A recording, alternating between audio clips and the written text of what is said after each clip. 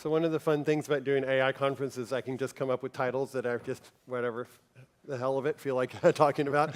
And love and AI is not two words that you hear together. So super excited to have Diego here to talk about how those two worlds.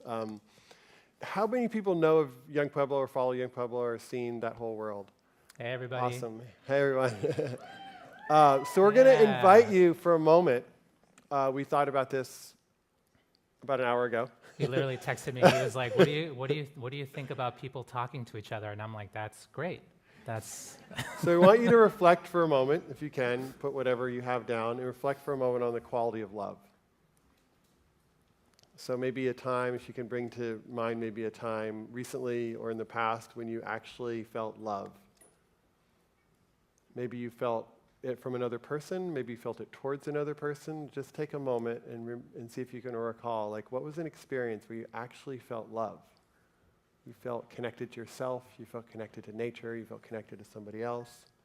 And just see if a memory comes where you felt this quality of love and care. It may be way, way back in the past. It may be with an animal. It may be when a moment with your mother or father when you were young. And so we want you to take a moment and turn to a person next to you and just share a little bit about what you saw. And if you didn't have anything in that short little exercise, just talk to your partner for a few minutes about what love means to you. And then we'll start. Mm.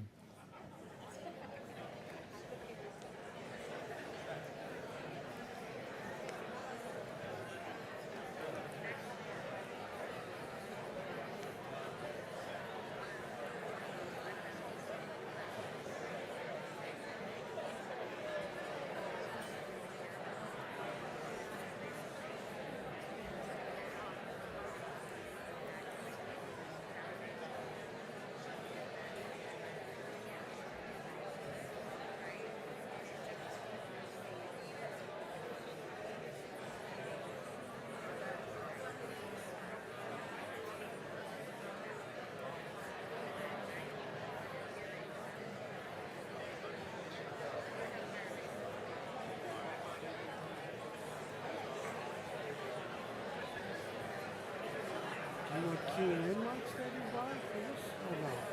I don't think so. I think we'll just jump in. Okay.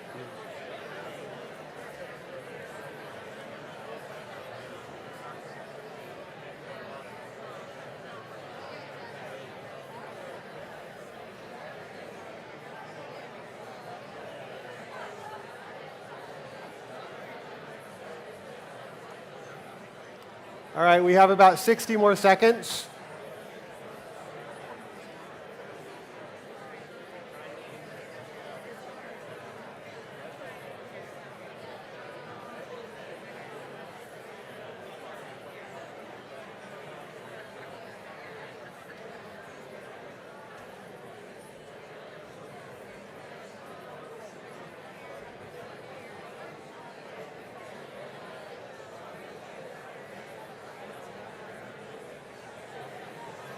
All right, bringing your attention back, please. Thank you.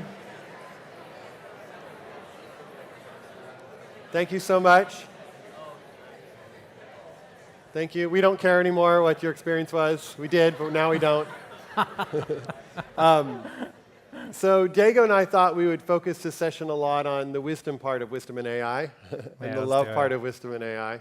So I'm curious, you have a new book about love, I think, too, Diego. And how do you see the practice, because I know you're a deep Dharma practitioner, meditation practitioner, and often in meditation practice, which we can talk about, is a lot of the practice that both you and I are involved with is seeing clearly, right? Seeing clearly the truth of experience and reality.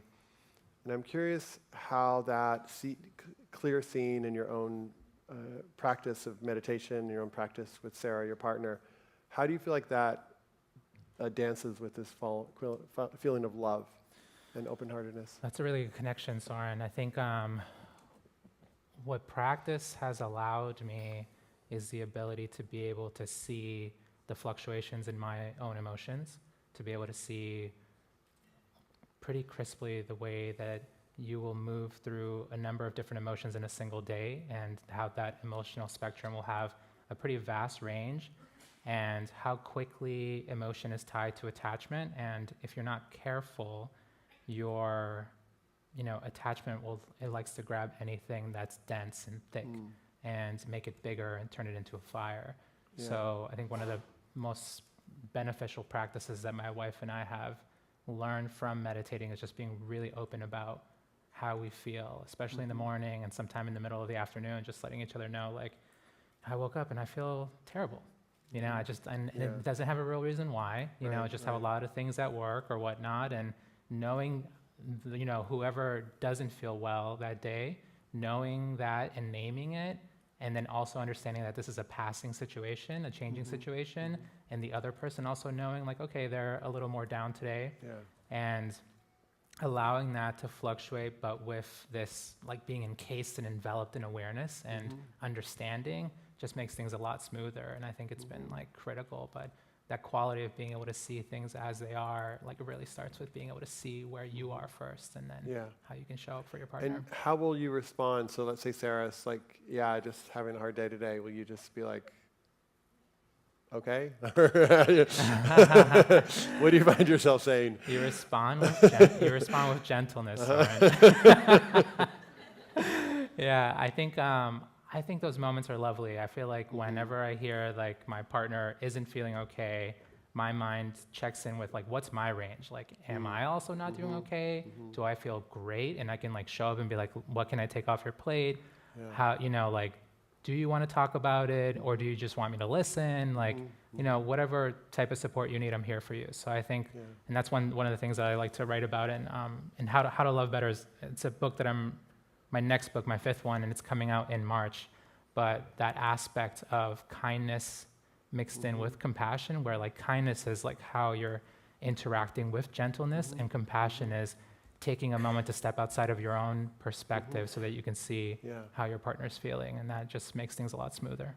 And has your experience of meditation changed over the many years? Like, where you're like, oh, I thought meditation was this, and I actually realized it's this? Or Oh, hell yeah. Yeah, so where is it now? Where is it now in that spectrum? Yeah.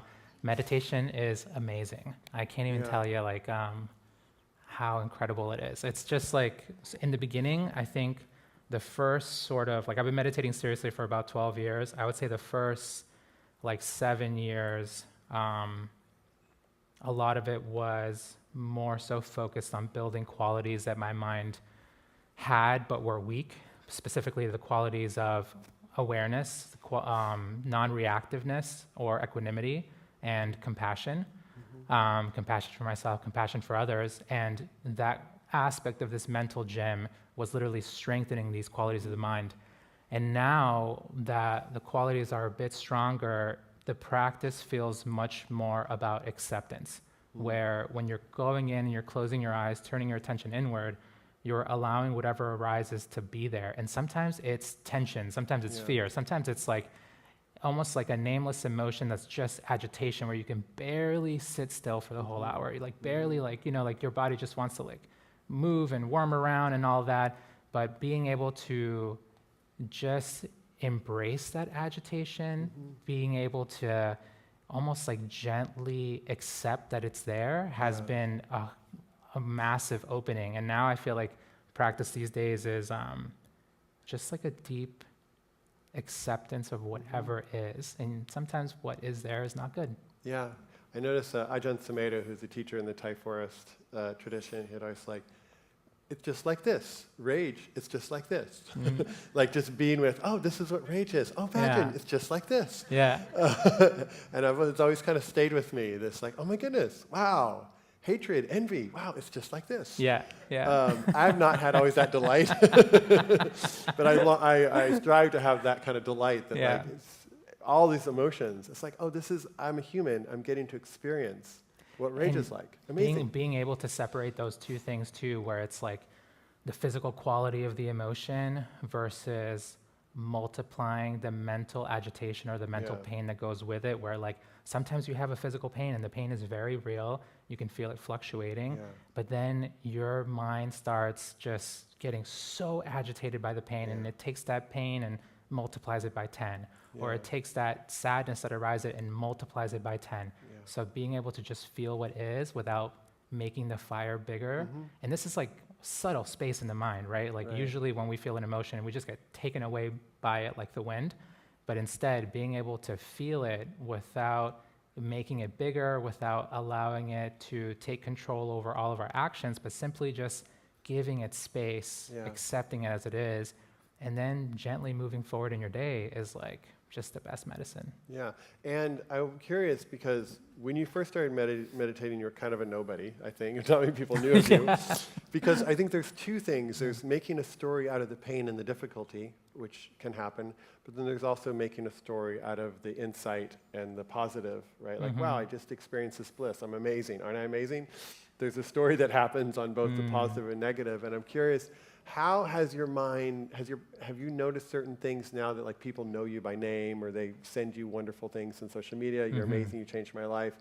How do you notice that part, how do you relate to that in a different way now that you're more in that kind of public eye? I keep meditating. Yeah. I think it would all fall apart if I were to stop meditating. The ego loves attention, but if you are able to be able to deeply feel the truth of impermanence within the framework of the body, and that truth of impermanence will then reveal the truth of suffering, and then the truth of this thing being not self. Like we've talked about this. Yeah. Like I've come out of retreats and been like, Soren, it's not real. Like it's just fully not real. He says this every time. And then like Soren like fights me back a little bit sometimes. He's like, but what about love? I'm like, Soren, That is nothing's real. real. Like there's fundamentally at the most ultimate level, it's just fluctuations. It's just movement. It's mental and physical phenomena moving at rapid speeds. And that understanding, that embrace of that understanding allows for love to flourish. Because of that non-attached sense of self, right? Where like the sense of self, it's there, and Soren and Diego are having a conversation, but at the ultimate level, if I close my eyes, my whole body is just fluctuations. Yeah. It's just like, which one of these little tiny fluctuations is Diego? None of None them. of them. So There's also like the wings of the bird, the Buddha's like wisdom and compassion. Like if you have wisdom but no compassion, you don't fly well. If you have compassion about wisdom, and I think how do you see? well, you said the bliss component, right? So like if you were to just immerse yourself, like there are different meditation techniques where you can just keep building bliss. Sometimes for some people, it depends on the person, but for some people that can be quite dangerous because that does make the ego feel very special. You're able to do very powerful things with your mind. Yeah. And that's why for me, it works best to be on a path that's all about purification and the undoing of the self. Because like I know, like my ego likes to get attached to things, but what I need is a deeper understanding of how impermanence proves to you directly that the sense of self is not real. Got it. And for people who have a hard time, because when you say like, I love meditating, I think there's times a lot of people have an experience of like, I sit down and my freaking mind is just going on like crazy, right? Like, I know there's some peace there somewhere, but like, it's who experiences that when they meditate? Like, there's just a lot of agitation. And your phone is so much more enticing, isn't it? Like, why can't I just go on social media? Like, it's so much easier than this, like sitting with my mind and like, noticing my stories, my sensations, and my feelings. It's just like, it's just so much more comfortable to go have some cookies and milk, or just to scroll and like see stuff that's so much pleasant. You know, it's like, why do I need to do this unpleasant thing? I think I've always loved the phrase, what does it say? Do only what is easy and life gets hard. Do what is hard and life gets easy. Yeah. And so maybe that is part of, I think there's a difficulty, but the difficulty is kind of unhinging some deep-rooted things that actually make life so much more enjoyable. Totally. Than the dopamine hit that we might get through whatever else we do. Over time, I had to teach myself to appreciate that the moments when meditation sucks, which is probably like 50, 60% of the time, like that's good. That's the stuff that's when it's like getting deep. That's in this moment when like the mind is just like, it cannot sit still for the life of it. And like, that's not even, like making the mind sit still isn't even really a goal. It's being able to accept what is. And in that moment, if it's just full of agitation, you just be with it. Yeah. And that it's really quite interesting in those moments when you can feel how chaotic the sense of self can be. And it's just grabbing anything possible. And you're able to just accept how impermanent all of that is, it settles down. it calms down, and you are able to break through another depth of the mind, go a little deeper, and then what do you find? You find more agitation, you find more attachment, and you keep that process of undoing, you keep it going. But it's tough because a lot of people say like, oh, I'm terrible at meditation. Well, yeah, me too. Like we're all bad at it. That's the whole point. Is like Trumpa called it one insult after another. Trumpa was saying, like meditation is one insult after another. If you want to be humble, it's like close your eyes. Yeah. And it's quite difficult, but I think that's the value of it, is like you're not just gonna like wake up one day and be able to speak another language perfectly or run a marathon without any training. Like take yourself to the mental gym, meditate, develop these qualities that can improve your life, improve your decision making, and like things will become smoother. So I do it because it's the best investment I've ever made on myself. And I know like it's made my marriage better, it's made my relationship with my parents better, like it's improving everything. So if I were to take that away from myself, life would get harder. I remember there's a story I heard from Ram Dass years ago, and he's with his teacher Maharaji, and I think they're in Delhi. And there's this whole parade going on for the king of India, I guess at the time, if I remember the story correctly. And Maharaji fully looked at Ram Dass and said, all that for just a worldly king.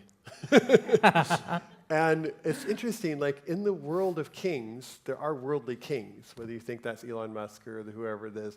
And there's a certain power that those kings or queens have, right? Like they have status, they have money. And yet there's this whole other power that they can't sit still by themselves often. Like they don't know who they are.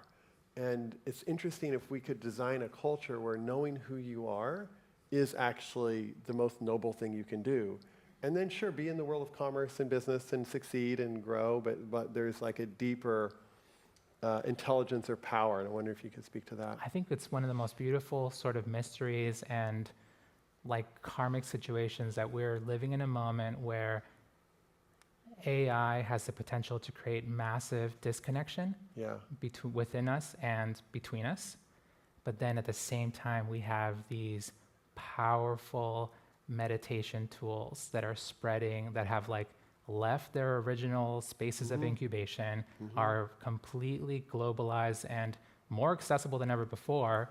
And it's like you feel the forces of light and darkness just like going head on, like full on. And I love using ChatGPT. Like it's super great, but nothing is more valuable to me than these 2 hours a day where I close my eyes and just observe reality as it is. It makes everything clear, it makes everything better. And I think I'm excited by just seeing more and more people of all ages just being like, yeah, I need that. I need something, be it whatever technique that you take to cultivate yourself. But I see people in the age of disconnection looking for tools to help them live happy. Like people are just exhausted by being miserable. They're so tired of it. I think the challenge is like all the algorithms are pretty much built for the same goal. Keep this person's attention on this platform, right? Whether it's Netflix or YouTube or whatever the platform is.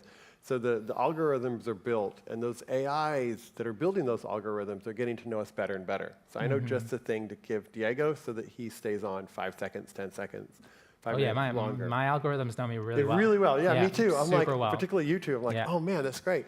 So, but the pulling away of that is so important and like so needed. And yet it's like this candy shop of content that's also there. And I'm curious. But you know what the best content is, Soren? Honestly, like when I go away to meditate, like when I go away for 30 or 45 days, I'm literally just studying the universe. I don't know what's going to arise next. I don't know, how day 35 is going to be from day 24. I have no idea, but you're literally taking your mind, turning it into a microscope, and examining the most minute aspects of the universe, literally feeling the atomic fluctuations that are happening all throughout your body, and being able to gain wisdom from that. And to me, like, that is 1,000 times better than YouTube. Like, I've heard this sentence before where the 4 foundations of mindfulness are extremely energizing. And you can feel that. You go to retreat. I mean, you do it for yourself. You go to retreat, you come back. It's so much easier to connect with peace. It's so much easier to be, the best version you can be to Cecily or to your partner. But taking those moments to really study the universe within yourself, Yeah. way better than YouTube. Yeah. And then the conditioning, though, how do you work with the condition? I guess you have very strict daily practices, but how do you work with that conditioning that you're walking back, though, into a world that has different conditioning? I think it's nice. I think, like, you know, we all carry different sort of flavors of ignorance. Like, we all have it, right? There's so much that we don't see, so much that we don't know. And I think being able to practice, like, in daily life, what you get, like those qualities that you develop in the cushion, but like to actually like live with metta, like to live with loving kindness, to give people the attention, like in this moment where we're connecting and we're crossing each other's paths, like those are moments where you can, you know, cultivate merit, be the best version of yourself. And I think it's a beautiful opportunity that we have. Human beings easily forget, like, no matter how hard it is, like, you won the lottery, you're a human. You know, like, this is a very fortunate situation for you. Make use of it. I do think, though, it's interesting because there's a lot of, in the meditation circles, there's a lot of beauty and goodness and sweetness. And particularly in the Buddhist world, there's been a lot of unskillful actions that people have done that they found out about later. And animosity and discord. And these are people who practice a long time. And it's not that they haven't attained a certain intelligence and wisdom, but they've also have these parts, their younger parts that were never dealt with sexuality, and so it comes out in weird ways. They're dealt in both money, and then it comes out in weird ways. So I'm curious, and these are people, again, sat years and years, how do you see the practice in ways that actually help us heal our trauma and help us heal our relationships versus something that I just get really concentrated, and so I'm kind of able to keep things at bay, and I kind of play a role in some ways, not intentionally, but there's just like levels of awareness that the system somehow isn't able to get to, and then you read it later on that there was this whole secret life they had, and it happens. The Buddha actually came up with a solution for that. He calls it Shila. He calls it morality. I really, like, the teachers that I learned from, I have two teachers in particular, like, they take their Shila, their morality, so seriously. Like, they don't lie, they don't steal, they both are, you know, married to their partners for tons of years. They, like, you know, you can feel that when you're in their presence, no danger is going to come to you because they're so steeped in their morality first and foremost, and particularly in the tradition that I'm a part of, like, without this code of morality, you can't really get your mind concentrated. You can't really fully develop your mind to be able to really penetrate and gain as much wisdom as possible. So I think it's tough. Like, human beings are very, very imperfect, but at the same time, you know, we have to work with that imperfection. People make mistakes. Maybe they shouldn't have power, but, like, you know, kicking people out of society, making them, like, fully, you know, like, just tossing someone aside because they've made mistakes, like, they actually might need to be brought in closer, right? Held accountable, but brought in closer. And so how do people watching this, they're just like, wow, I'd love to explore my inner life more, but it's just so freaking hard. And I feel that. I know all the statistics, I know all the research that it's helpful to meditate every day or do XYZ meditate, but, like, I can't seem to get that going. I mean, there's an enormous amount of options. I don't think we've ever had more options before where, like, if, you know, I meditate in the Goenka tradition, you can go away for these 10-day meditation courses.